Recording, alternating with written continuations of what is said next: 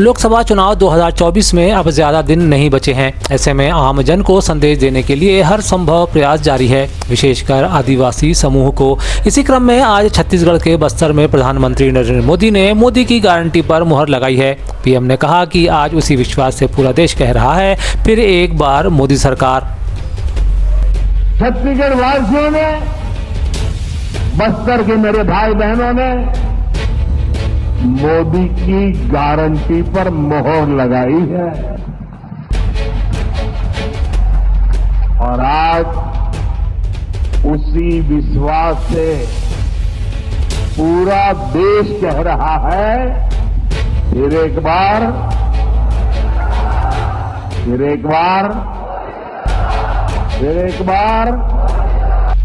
दूसरी तरफ कांग्रेस के नेता राहुल गांधी ने भाजपा द्वारा आदिवासियों को बरगलाने की बात कही है। राहुल गांधी ने कहा, कांग्रेस पार्टी आपको आदिवासी कहती है और बीजेपी और आरएसएस के लोग आपको वनवासी कहते हैं। इन शब्दों के अलग अलग मायने हैं।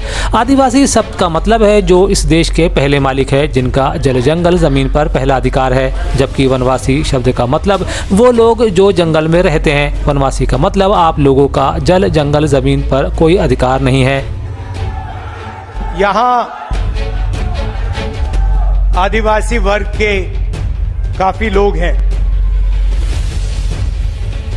कांग्रेस पार्टी आपको आदिवासी कहती है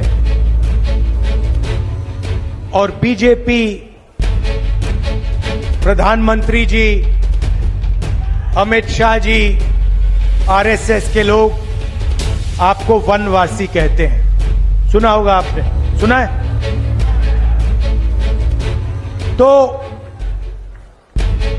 इन शब्दों के पीछे दो अलग अलग विचारधाराएं हैं।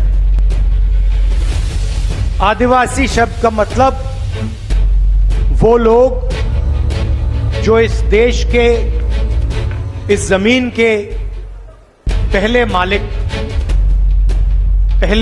थे। मतलब आदिवासी का मतलब अगर आप पहले मालिक थे तो जमीन पर, जल पर, जंगल पर, देश के धन पर आपका हक बनता है। हाल ही में कांग्रेस ने अपना घोषणा पत्र जारी किया है। कांग्रेस के घोषणा पत्र को लेकर राजनीति अब तक गर्म है। कांग्रेस के घोषणा पत्र को लेकर भाजपा ने अलग अलग तरीकों से इसकी आलोचना भी जारी रखी है। वहीं नरेंद्र मोदी ने भी अपने भाषणों में कांग्रेस के घोषणा पत्र को झूठ का पुलिंदा बताया था। यही नहीं, पीएम मोदी ने तो इस पर मुस्लिम लीग की छाप वाला ही बता डाला था। वहीं अब भाजपा के राष्ट्रीय प्रवक्ता ने भी पीएम मोदी की लाइन पर चलते हुए घोषणा पत्र को मुस्लिम लीग की छाप वाला बताया है। यह बयान जेपी नड्डा यानी राष्ट्रीय प्रवक्ता भाजपा के मुंह से आया है। कांग्रेस पार्टी को जनता ने बार बार नकारा है, लेकिन इसके बावजूद भी कांग्रेस पार्टी तुष्टीकरण की राजनीति से बरामदा है और तुष्टीकरण की राजनीति से बाज नहीं आ रही है।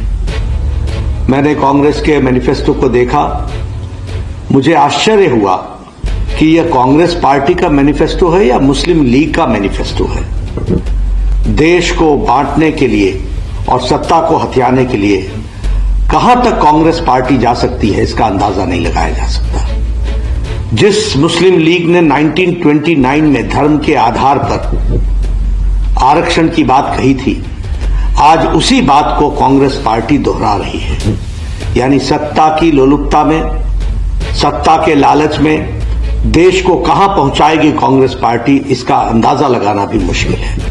ऐसे में कांग्रेस ने इस पर आपत्ति दर्ज कराई है। चुनाव आयोग से मिलने के बाद सलमान खुर्शीद ने कहा कि यह काफी दुखद है। आप किसी भी पार्टी के मतभेद रखते हैं, लेकिन एक राष्ट्रीय स्तर की पार्टी के घोषणा पत्र के बारे में ऐसा कहना दुख करने वाला बात है। उन्होंने कहा, हमने इस मामले को चुनाव आयोग के समक्ष रखा है और विशेष अनुरोध किया है कि वे इसे गंभीरता से लें और इस पर कार्रवाई करें।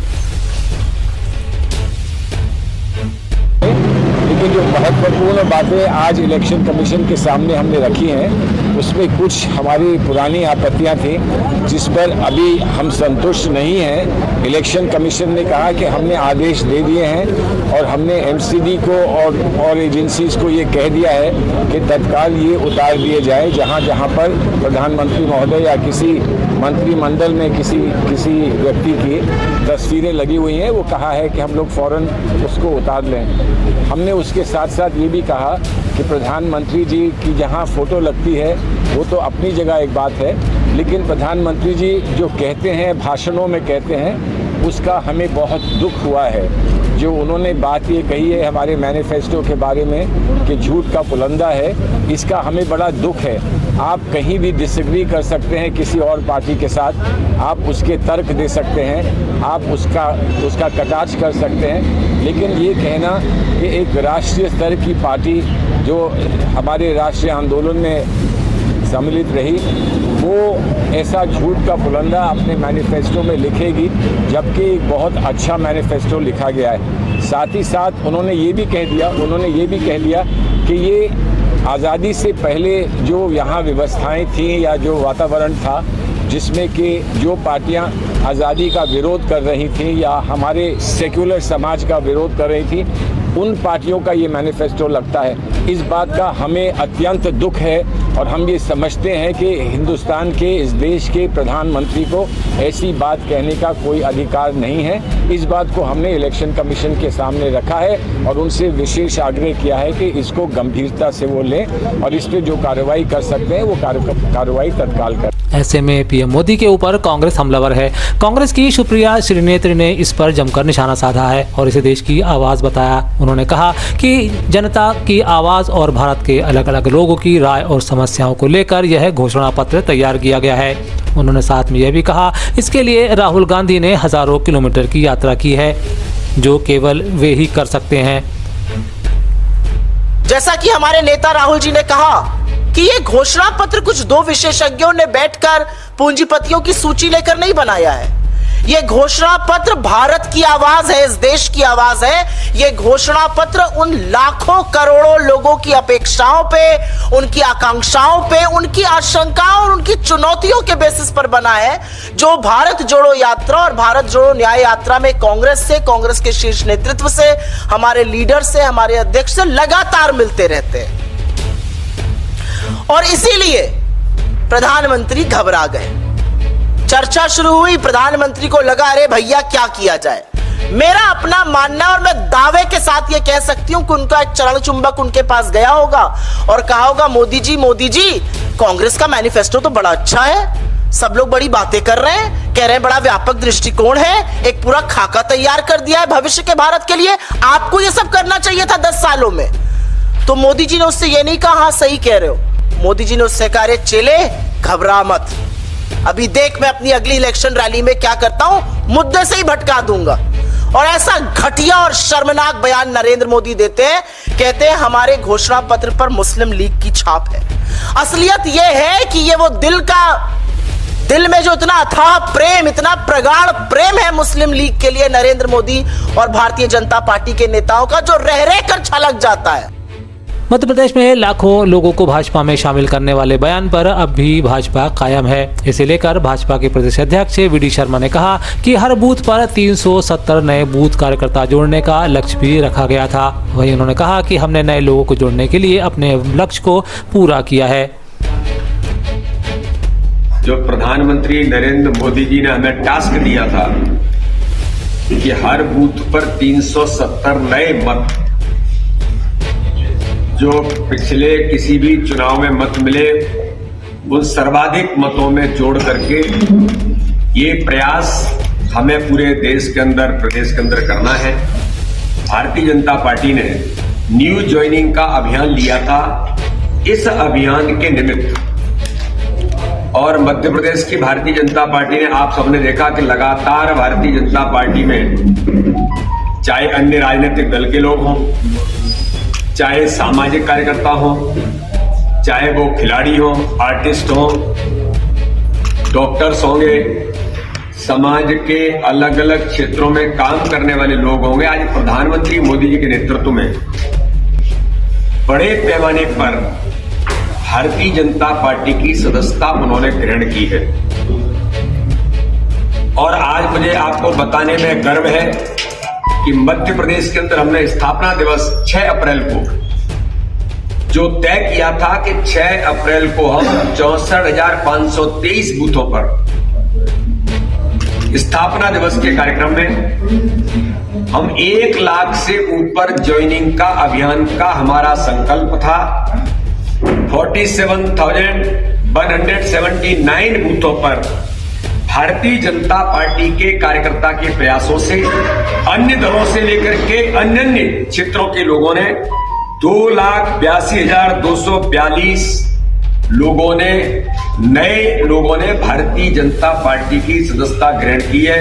प्रधानमंत्री नरेंद्र मोदी जी के प्रति विश्वास व्यक्त किया है और इसलिए अभी 64,523 बूथों का आंकड़ा जब फाइनली आएगा तो मुझे ऐसा लगता है कि ये आंकड़ा लगभग